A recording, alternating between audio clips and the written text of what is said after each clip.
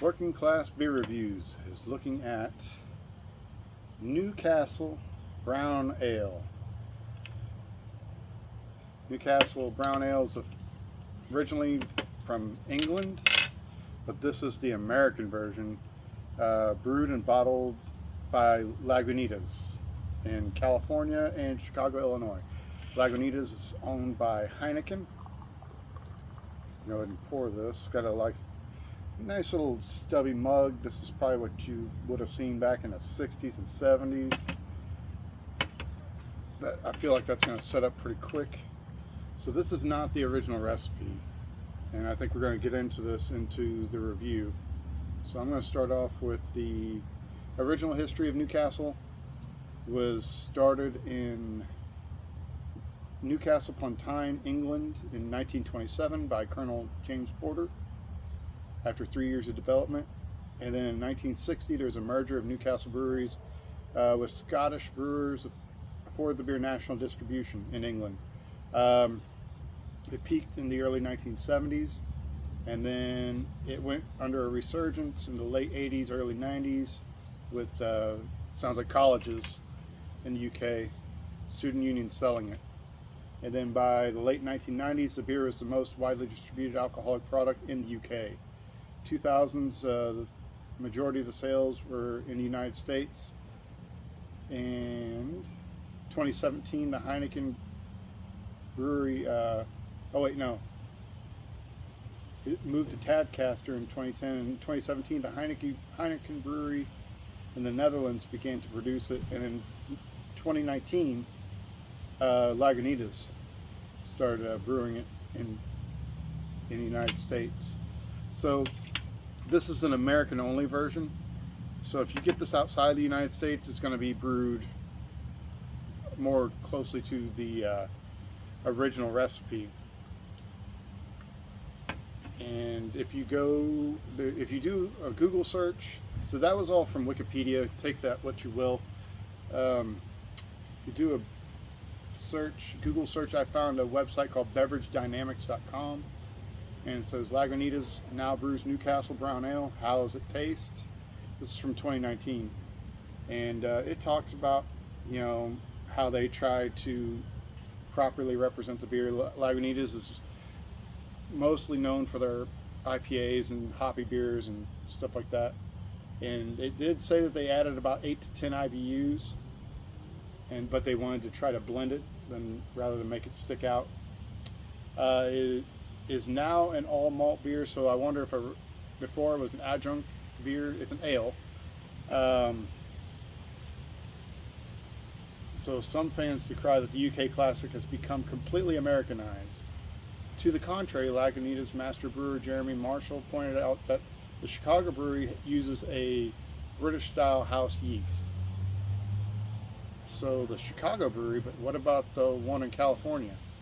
It's 4.7, it actually says that on the label, 4.7% alcohol.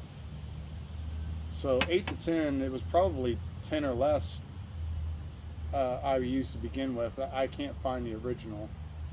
But if you look at the comments on this article, it's 498 comments, and there's a lot of them saying that they do not like the way it is now.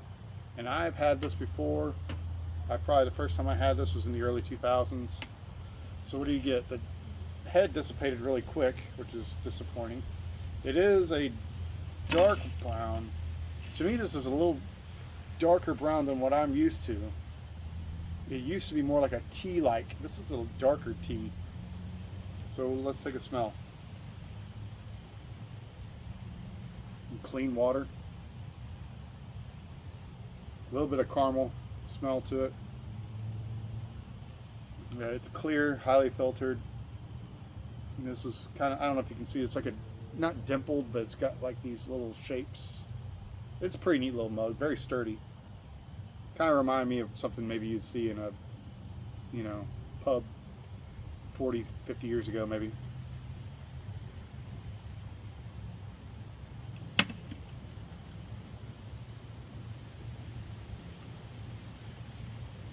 It's like it starts off a bit sweet and then it cuts off. Wet like a wet finish. Doesn't really coat. I mean, dry in the fact that it's not super sweet. This does taste different than what I remember it. I thought I did a review of this before. This is a Lagunitas style bottle, this brown bottle. Normally, Newcastle is in a clear bottle, and you can see it, you know, that kind of brown tea-like quality, and that's kind of the characteristics that Newcastle used to have. Is more of a tea-like quality. It was definitely less hoppy, but even in the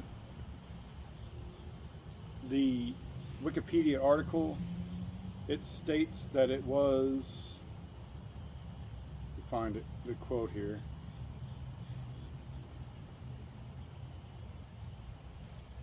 Production and distribution, names and phrases.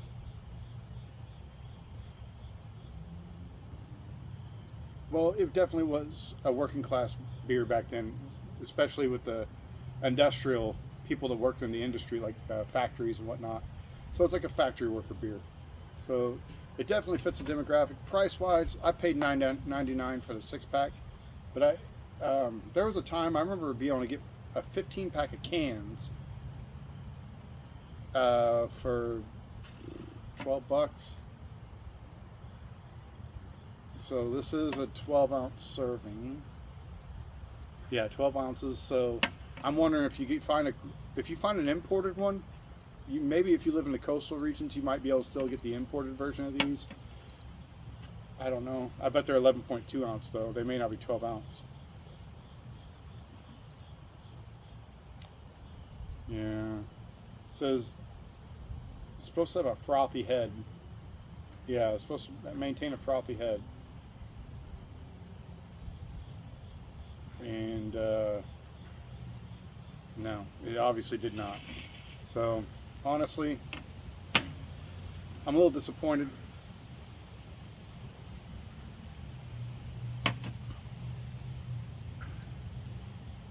Something tastes artificial about it. Like, I don't know. Something's off. In the Beverage Dynamics article, I think it tells you what the hops and stuff were. Oh yeah, Lagunitas, Centennial, and Chinook. So it says it much more bitter. So this is not. I mean, to me, it doesn't really taste hoppy. But obviously, it wasn't known. It is mainly made to be a, you know, mid-level malty ale, which is definitely more of a British style ale. It's definitely darker than Bass. It's not a pale ale. Brown ales are a little different. I'm a bit disappointed. You know, it kind of makes me sad. You know, why couldn't they just stuck with what it was? Why did they have to change it? I wouldn't think it would be that hard for them to replicate the original. Kind of bums me out. The cap has a blue star on it. The 5 points are supposed to represent the 5 original breweries in the UK that started it.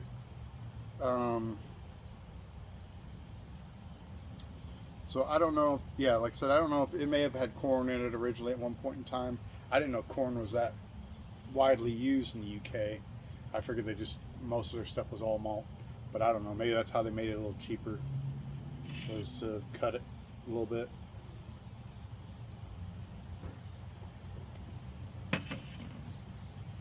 Yeah, my perception of this is a little down from what it was.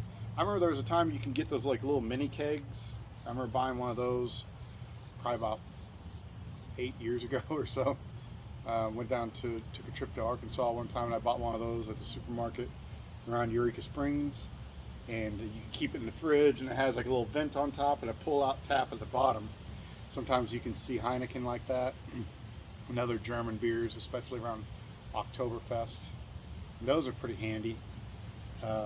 Used to see them a lot more around here, but not so much. So yeah, that's a bummer. You know, definitely what would be considered a classic, iconic beer has been tampered with unnecessarily. It's not like it needed to be improved on. You know, just because another brewery is handling it doesn't mean they have to change it. Sorry, the flies keep bugging me. They're flying around me. It's late September. It's a little overcast. It's supposed to storm later on tonight.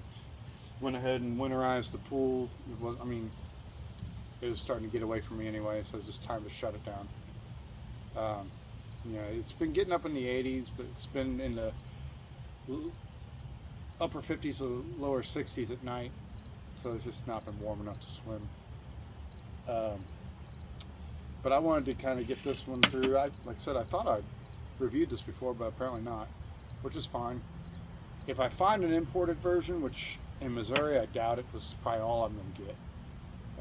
But if there's anybody that watches this that can still get a hold of the original, let me know if it's still available, unless they just completely close that off.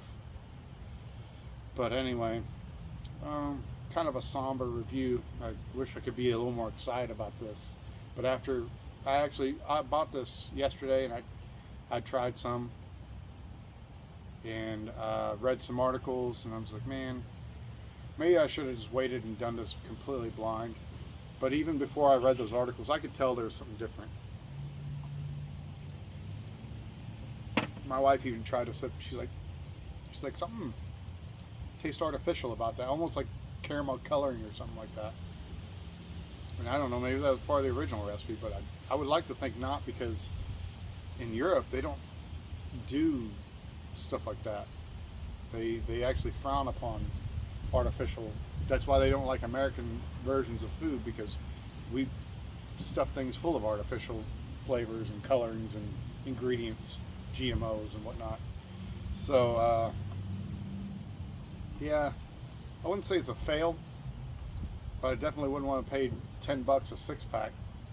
That's pretty disheartening. So anyway, let me know what you guys think. If you've had this new version, you've had the old version, you liked it, if you could compare the two, let me know your comments, your thoughts in the comment section. I'd love to read them. So anyway, thanks for watching, and I will see you guys later.